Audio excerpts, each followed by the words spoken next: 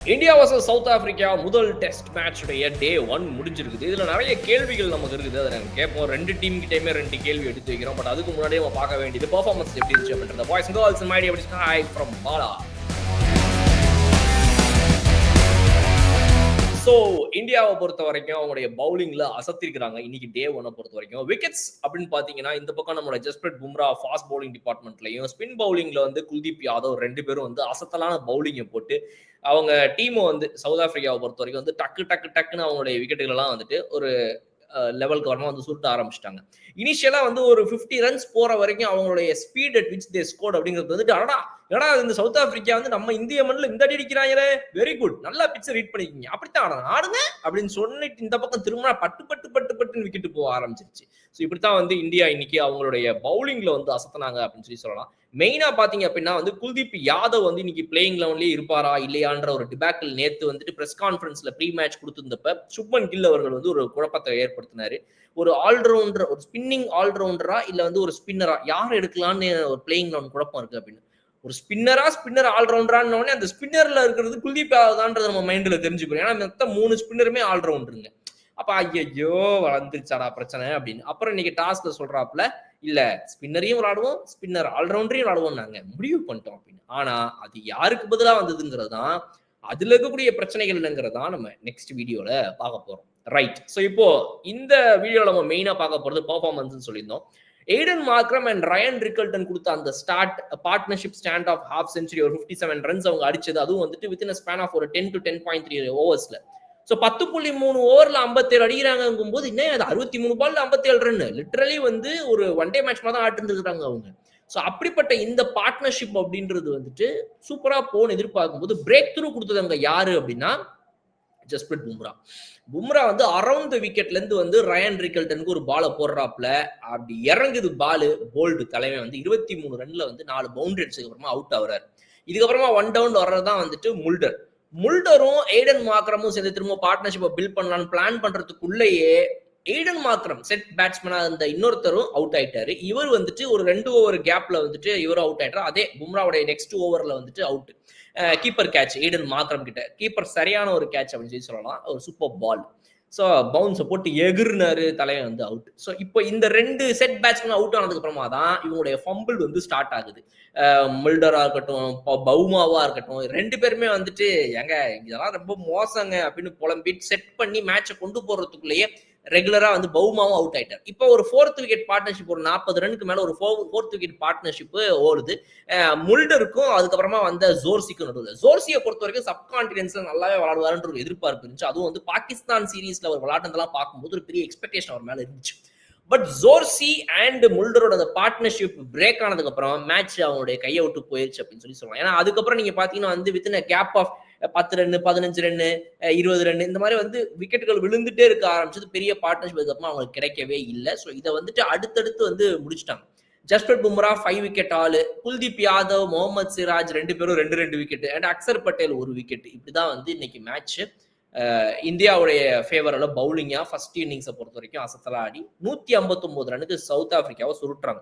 இப்போ இதுல next matter என்ன நடக்குது அப்படின்னா, இந்த செகண்ட் இன்னிங்ஸை பொறுத்த வரைக்கும் இந்தியா அவ்வளோ ஒன்றும் அற்புதமா ஆடலை அப்படின்றதையும் நம்ம ஒத்துக்கணும். ஏன்னா 20 ஓவர் நம்ம பேட் பண்ணியிருக்கோம், 37 ரன் தான் அடிச்சிருக்கோம். 2 விஷயம். ஒன்னு, பவுலிங்கை பொறுத்த வரைக்கும் நிறைய பர்ச்சேஸ் இந்த பிச் இருக்குது. ஏன்னா வந்து ஃபாஸ்ட் பவுலர்ஸ் போடும்போது அவங்களுக்கான ஒரு நல்ல ஸ்விங்கும் கிடைக்குது. நிறைய பீட்டன் ஆனாங்க இந்தியன் பேட்டர்ஸ். அதாவது வந்துட்டு வாஷிங்டன் சுந்தரா இருக்கட்டும், இல்ல வந்துட்டு KL ராகுலா இருக்கட்டும். ஸ்பின்னர்ஸ் போடும்போது அதே மாதிரி தான் ஸ்பின்னர்ஸ்க்கு நல்ல டேர்ன் கிடைச்சது. கடைசி வரைக்கும் பாத்தீங்கன்னா இன்னைக்கு டே எண்டு வரைக்கும் அந்த ஆட வர்றாங்க, பால் குத்தி அப்படி வெளியே டேர்ன் ஆகுது. ஸோ அந்த டேர்ன் அப்படிங்கிறது வந்து ரொம்ப சூப்பரா வந்து ஸ்பின்னர்ஸ்க்கு அசிஸ்ட் பண்ணனால எப்படியாவது இந்த டே 1 முடிச்சிடணும் அப்படின்னு சொல்லி பொறுமையா அவசரப்படாம KL ராகுல் அண்ட் நம்ம வாஷிங்டன் சுந்தர் 2 பேர் ஆடினது சூப்பர்னு சொல்லலாம். அதை பிளேட் த டே அவுட், முடிச்சிடலாம்டா இன்னைக்கு ஸ்டம்ப்ஸ் வரைக்கும் ஆடிடுவோம், நாளைக்கு வந்து பாத்துக்கலாம் அப்படின்னு சொல்லி அவங்க ஆடின அந்த இது வெறித்தனமா ஆடி எங்கேயோ ஒரு வீட்டை விட்டுருந்தாங்க, அப்ப இன்னும் பெரிய டென்ஷன் ஆயிருக்கும். So it's very good thing. But at the other end நம்ம அவங்களோட ஸ்பின்னர்ஸை குறைவா எடை போட்டுறக்கூடாது. நான் ஏற்கனவே ப்ரிவியூல சொல்லியிருந்தேன், பாகிஸ்தான் சீரீஸ்ல South Africa versus Pakistan series Pakistan நடந்துச்சு. அந்த சீரீஸை பொறுத்த வரைக்கும் 2 மேட்சோடைய முடிவுல 33 விக்கெட்டை 3 ஸ்பின்னர்ஸ் மட்டுமே அவங்க எடுத்திருந்தாங்கன்றது குறிப்பிடத்தக்க வேண்டிய ஒரு விஷயம். ஸோ அதனால அவங்களுடைய ஸ்பின் டிபார்ட்மெண்ட் சும்மா கிடையாது.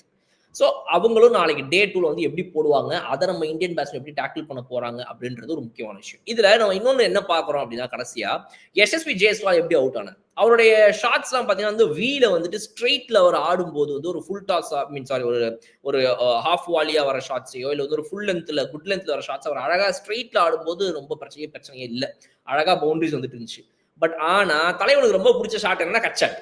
நான் எதை வேணா ஆடுவேன். ஆனா 4 பால் குதிரை எனக்கு ஒரு கட் ஷாட் ஆடியே ஆகணும்னு சொல்லிட்டு ஆடுவாப்ல அவர்.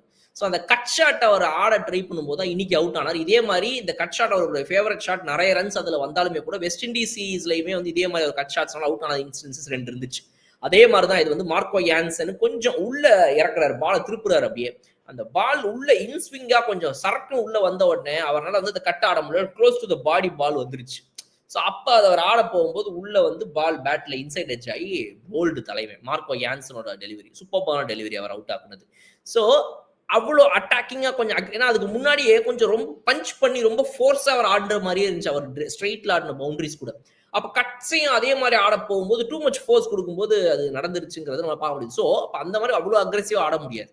அப்ப கேஎல் ராகுல் வாஷி ஆடுற மாதிரி இப்ப பொறுமையா ஒரு டிப்பிக்கல் டிஃபென்சிவ் டெஸ்ட் ஸ்டைல்ல ஆடினா முடியுமா அப்படின்னா இந்த பிச்ல ரொம்பவே வந்து கஷ்டம் அந்த மாதிரி ஆடினாலுமே. பிகாஸ் நம்ம அவங்க டீம்ல நீங்க சவுத் ஆப்பிரிக்காவை பொறுத்த வரைக்கும் அவங்களோட பேட்ஸ்மேன் நீங்க பாத்தீங்க அப்படின்னா அந்த மாதிரி நிறைய பேர் ட்ரை பண்ணாங்க. நம்ம ட்ரிஸ்டன் ஸ்டப்ஸ் கடைசிக்கு நாட் அவுட்டா இருந்தார். 74 பால்ல 15 ரன் அடிச்சிருந்தாரு. அப்ப அந்த ஸ்பீட்ல நீங்க விளையாடுனீங்கன்னா உங்களுடைய ஸ்ட்ரைக் ரேட் வெறும் 20ல இருக்குது அப்படின்னா எவ்வளவு நாள் நீங்க இந்த மேட்ச் ஆடுவீங்க? 5 டே டெஸ்ட் மேட்சே அவன் ஆட மாட்டேங்கிறான். நீங்க விட்டா 10 நாளுக்கு ஆடுவீங்க போலன்ற மாதிரி இருக்கு. அப்படியே ஆட முடியாது. லிட்டரலி வந்து இவ்வளோ ஸ்லோவா ஆடினாலுமே இந்த பிச்சுக்கு வேலைக்கு ஆகாது. கொஞ்சமாவது அக்ரெசிவா அட்டாக்கிங்கா கிடைக்கிற லூஸ் பால்ஸ் அடிச்சு தான் ஆகணுன்ற ஒரு ஸ்டேஜ் இருக்குது. ஸோ டூ மச்சா டிஃபென்சிவா போனாலும் பிரச்சனை இந்த பிச்சில். அப்போ இந்த மாதிரி ஒரு ஒரு பேலன்ஸ் ஆடணும், ஒரு இதுவும் இருக்கணும் அதுவும் இருக்கணுன்ற மாதிரி ஒரு பேலன்ஸ் எதிர்பார்க்கிற பிச்சில் நம்ம இந்தியன் பேட்டர்ஸ்க்கு ஒரு மிகப்பெரிய டாஸ்க் இருக்கு. So this is a very very interesting pitch for test match அப்படின்றத நம்ம இதுல புரிஞ்சுக்கலாம். எப்படி நம்ம பேட்டர்ஸ் இதை டேக்கிள் பண்ண போறாங்க? ஸ்பின்னுக்கு அகைன்ஸ்டா ரீசெண்ட் இயர்ஸ்ல நம்மளுடைய பேட்டர்ஸ் புஜாரா, ரஹானேக்கெல்லாம் அப்புறமா இப்போ நீங்க அப்படியே வர வர பாத்தீங்கன்னா ஸ்பின்ன சூப்பரா ஆடுற ஒரு பிளேயர்ஸா நம்ம இந்தியன் டீம் அடுத்த டீமை கம்பேர் பண்ணும்போது அவ்வளவு இல்ல. முன்னாடி ஸ்பின்னாலே இந்தியா தாண்டா ஆடும் வெறித்தனமா அப்படின்றதுலாம் போய் இப்ப நம்ம வந்து ஃபாஸ்ட் பவுலிங்க கூட ஆடிடுறோம், ஆனா ஸ்பின்ல பெருசா தடுமாறோன்ற ஒரு நிலைமை ஆக்சுவலா உருவாயிட்டு இருக்குது. இது வந்து ரவிச்சந்திரன் அஸ்வின் அவர்கள் வந்து ரீசெண்டா கொஞ்ச நாளுக்கு முன்னாடி பேசும்போது அவர் கூட மென்ஷன் பண்ணியிருந்தாரு. இந்தியா வந்து வெளியே நம்ம ஸ்பின்னு செமையா ஆடும் நினைச்சிட்டு இருக்கிறோம். பட் நீங்க நல்லா பாருங்க, ஸ்பின்னு நல்லா ஆடுற ஆட்கள் நம்மளுடைய பிளேயிங் லெவன்ல யாரெல்லாம் இருக்கிறாங்க நீங்க விரல் அவுட் என்ற மாதிரி ஆயிடுச்சு நம்ம நிலைமைன்ற மாதிரி அவரே ஒரு தடவை கூட அதை பத்தி பேசியிருந்தாரு. ஸோ இது ஒரு விஷயம். ஸோ அப்படி இருக்கும்போது it's very huge challenge for us tomorrow. இது ஒன்று. பட் நம்ம முக்கியமா பார்க்க வேண்டியது என்ன அப்படின்னா நம்மளுடைய India and South Africa playing 11ல என்ன விஷயத்த பண்ணாங்க. ஒரு 4 ஸ்பின்னரை நம்ம எடுத்துட்டு போயிருந்திருக்கோம், ரைட்? அண்ட் இந்த பக்கம் சவுத் ஆப்பிரிக்கா பார்த்தீங்கன்னா ஒரு எக்ஸ்ட்ரா பேட்டரை எடுத்துட்டு போறாங்க இன்ஸ்டெட் ஆஃப் அன் ஆல்ரவுண்டர். இப்போ பாகிஸ்தானுடைய மேட்ச்ல வந்து நீங்க அவங்களுடைய பாகிஸ்தான் அகேன்ஸ்டா விளையாடின சவுத் ஆப்பிரிக்கா மேட்ச்ல அவங்களுடைய பிளேயிங் லெவனை இப்ப ஸ்கிரீன்ல பாருங்க. இது அவங்களுடைய அன்னைக்கு பிளேயிங் லெவன். அந்த பிளேயிங் லெவன்ல 3 ஸ்பின்னர் விளையாடி இருந்தாங்க. அதுல கேஷவ் மகாராஜ் நல்லாவே பேட்டிங் பண்ணுவாரு. 5-7 ஹாஃப் செஞ்சுரி போட்டிருந்தது. அவர் 5 ஹாஃப் செஞ்சுரி நினைக்கிறேன். இது வரைக்கும் டெஸ்ட் கரியர்ல 1300 ரன்களுக்கு மேல டெஸ்ட்ல அடிச்சிருந்திருக்காரு. ஸோ வந்து he can actually bat well.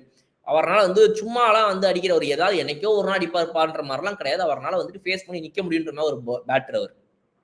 அடுத்து பாத்தீங்கன்னா நம்ம கார்பின் பாஷ் இப்போ உள்ள வந்திருக்கிறாரு இன்ஜுரி ஆஃப் ககிசோ ரபாடானால.